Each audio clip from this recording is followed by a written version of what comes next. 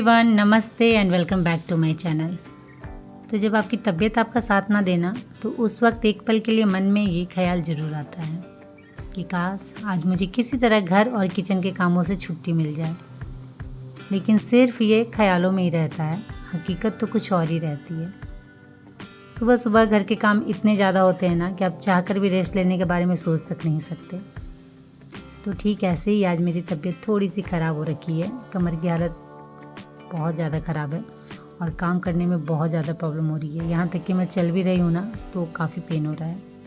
तो मुझे आज समझ में नहीं आ रहा है कि कैसे क्या करूँगी। अभी तक तो मैंने जैसे तैसे सब कर लिया है, क्योंकि सुबह जल्दी उठना और बच्चों के लिए कुछ अच्छा सा नाश्ता और उनके स्कूल के लिए कुछ अच्छा सा लंच बनाना, ये तो कंपलसरी है, जो मैंने कंप्लीट कर लिया है।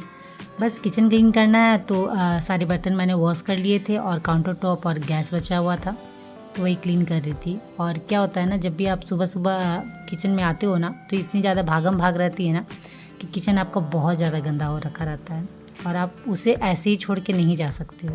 तो आज सुबह मैंने नाश्ते के लिए बनाए हैं आलू के पराठे और ये देख सकते हैं आप, थोड़ा सा आटा गिरा हुआ है और इस आटे में पूरी चींटी लग चुकी है।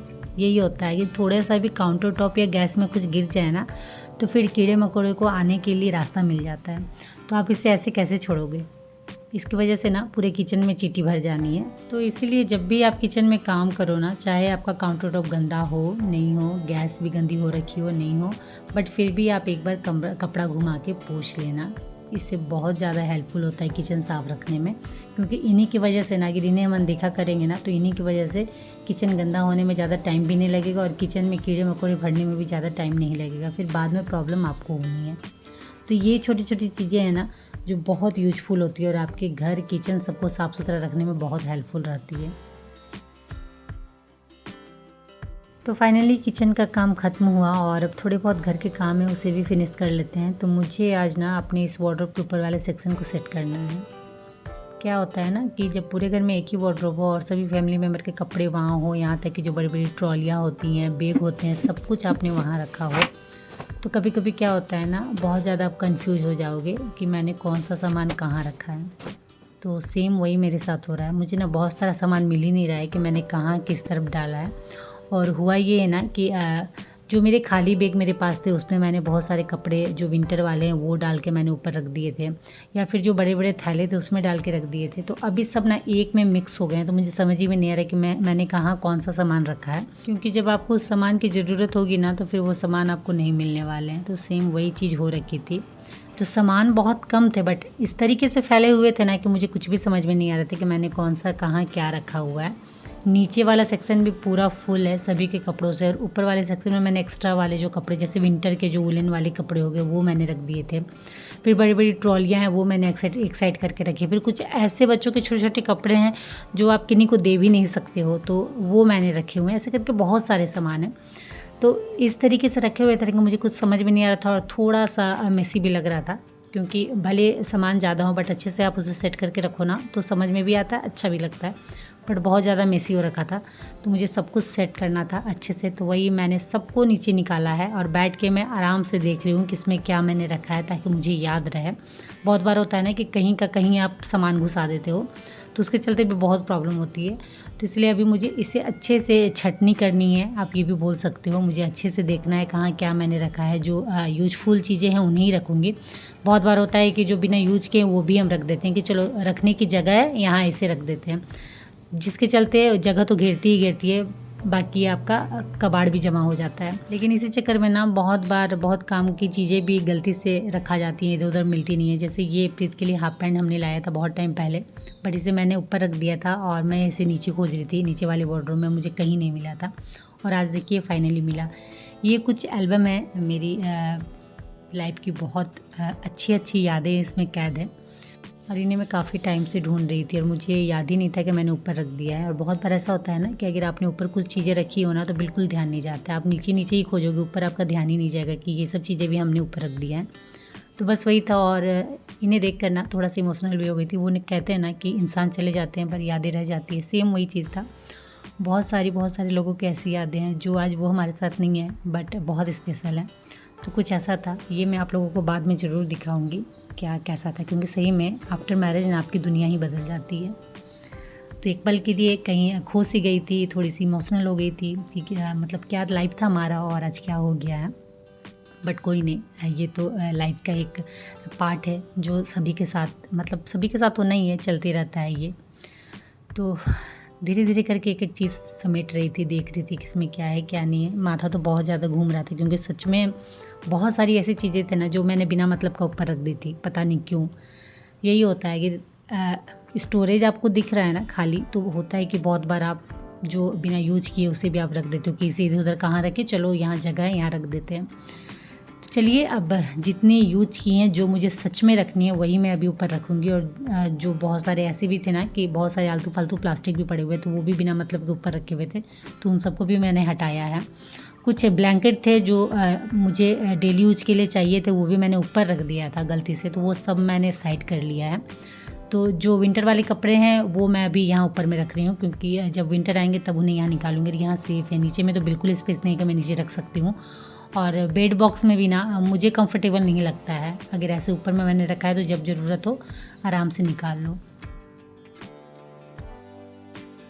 तो एक तरफ के सेक्शन में मैंने विंटर वाले जो सारे कपड़े हैं वो रख दिए हैं, और अब चलते हैं दूसरी तरफ। तो इधर कुछ थोड़े बहुत छोटे मोटे सामान हैं वो मैं रख दूँगी, जो कभी ना कभी ज़रूरत पड़ती ही हैं, उसे अच्छे से सेट कर देती हूँ। तो सब कुछ अच्छे से सेट हो गया है। और जब अगर आपके पूरे घर में इस तरीके का एक बड़ा स्टोरेज वाला एरिया होना, तो थोड़ा सा सोच समझ के सामान भी रखना पड़ता है और बीच बीच में चेक भी करना पड़ता है। जैसे ये देखिए, ये सब जो थैले थे ना, ये बेकार में ऊपर में पड़े हुए थे, जो जगह घिरे हुए थे, तो इसे मैंने हटाया है।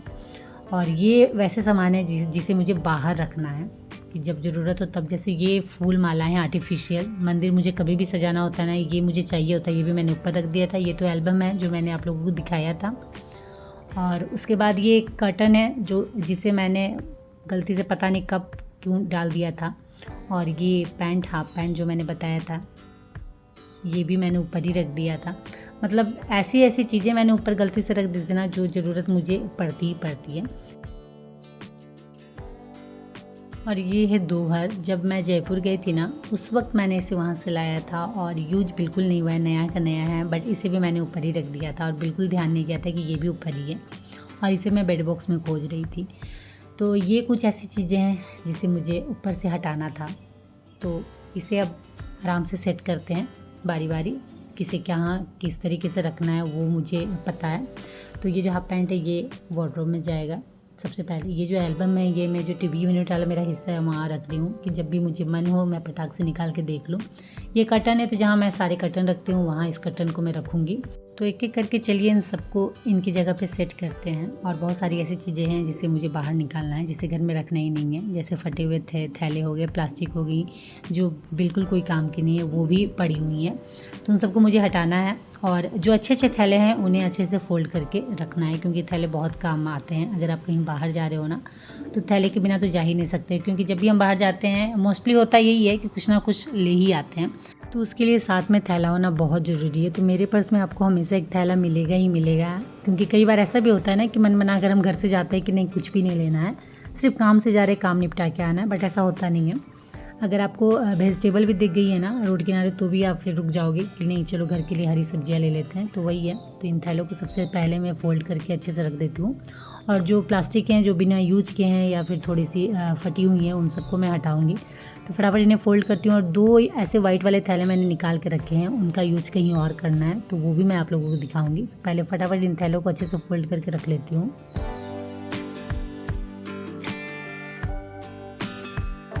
तो अब बचे हुए हैं सिर्फ ये कर्टन और ये दोहर। तो ये मुझे इस वाले बेड के बॉक्स में रखना है। और कमर की हालत बहुत ज़्यादा ख़राब हो रखी है, मुझे अब काफ़ी पेन हो रहा है और सच में मन नहीं कर रहा है कि कोई भी काम करूं, बट करना ही पड़ेगा, कोई ऑप्शन नहीं है। क्योंकि अगर मैंने अभी से छोड़ दिया ना, तो ये ऐसे ही रहने वाला है। क्योंकि मैंने देखा है बहुत सारे काम ऐसे होते हैं ना जिसे आप इग्नोर कर देते हो या फिर उस वक्त छोड़ देते हो कि बाद में करेंगे, बट वो बात कभी नहीं आता है, वो पड़ा ही हुआ रहता है। तो अगर आपने कोई काम आप कर रहे हो तो ट्राई करिए कि उस काम को पूरा कंप्लीट ही कर दीजिए।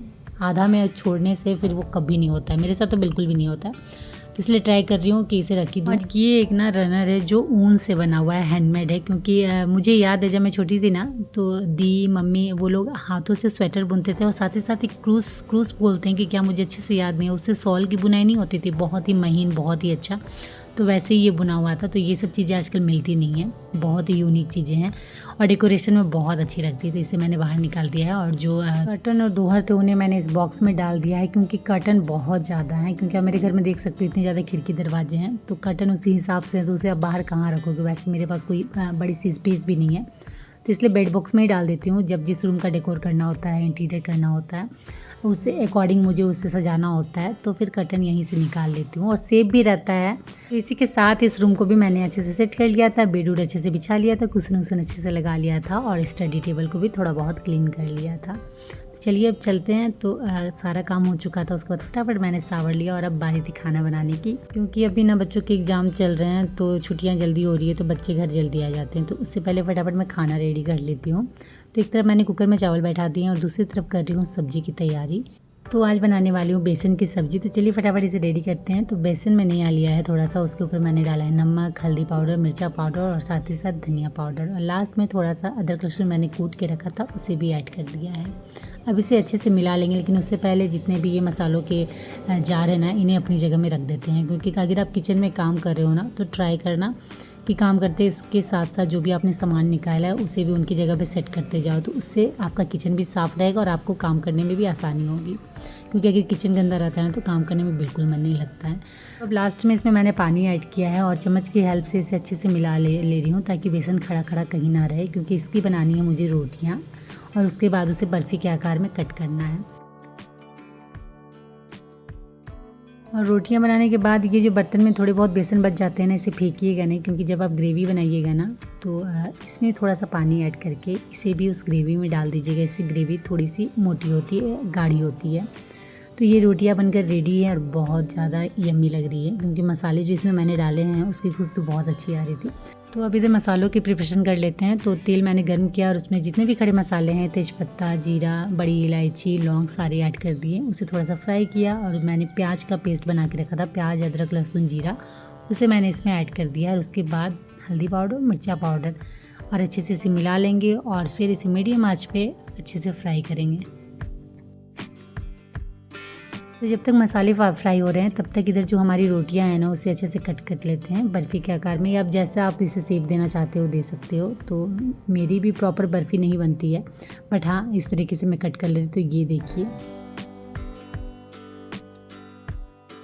तो बर्फ़ी हमारी रेडी है सब्ज़ी के लिए। और अब फिर से मसाले एक बार देख लेते हैं, मसाले अच्छे से फ्राई हुए हैं कि नहीं हुए हैं। तो जो प्याज वाला पेस्ट था ना, वो बहुत अच्छे से फ्राई हो गया है।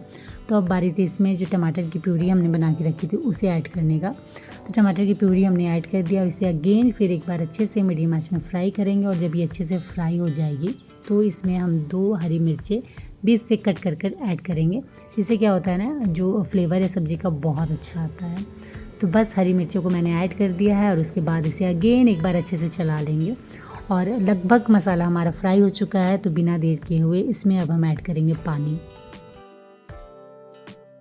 तो जिस बर्तन में बेसन थोड़े बहुत बचे हुए थे ना, उसी में मैंने गर्म पानी डाला है और उसे ग्रेवी के लिए ऐड किया है। और उसके बाद फिर थोड़ा सा पानी मैंने डाला है, क्योंकि बेसन वाली सब्ज़ी में ना, या कढ़ी जब आप बनाते हो या फिर इस तरीके की बर्फ़ी वाली बेसन की सब्ज़ी बनाते हो, तो थोड़ी सी ग्रेवी चाहिए होती है। तो बस लास्ट में नमक ऐड किया है और ढक्कन थोड़ी देर के लिए मैंने लगा दिया था। और जब थोड़ी देर बाद ग्रेवी में उबाल आने लगा, बॉईल होने लगी, तो उसके बाद जो हमने बर्फ़ी कट करके रखा था उसे मैंने ऐड कर दिया है और 10-15 मिनट उसके बाद छोड़ दिया था। और उसके बाद अगेन ढक्कन खोल के देखेंगे कि सब्ज़ी हमारी रेडी है कि नहीं रेडी है। तो सब्ज़ी बिल्कुल परफेक्ट बन के रेडी थी। ग्रेवी मैंने थोड़ा सा छोड़ा है सब्ज़ी में और लास्ट में बस धनिया पत्ता ऐड कर दिया है। खाना बनकर रेडी हो गया था और मौसम भी बहुत अच्छा हो रखा था। और मुझे अभी जाना है युग को लेने, क्योंकि युग के आने का टाइम भी हो गया है। मैंने कहा था ना कि बच्चों के एग्जाम चल रहे हैं, तो छुट्टियां जल्दी हो रही है। तो चलते हैं युग को लेने। और इसी के साथ इस ब्लॉग को करती हूँ यहीं एंड। और उम्मीद करती हूँ कि आज का ब्लॉग आप लोगों को अच्छा लगा हो। तो अच्छा लगा हो फ्रेंड, तो फटाफट लाइक करिए, शेयर करिए। और ये चैनल में नए आए हो तो प्लीज़ चैनल को सब्सक्राइब जरूर कर लीजिएगा। तो चलिए आज के लिए इतना ही, मिलते हैं नेक्स्ट ब्लॉग में। तब तक के लिए बाय और आप सब अपना ख्याल रखिएगा।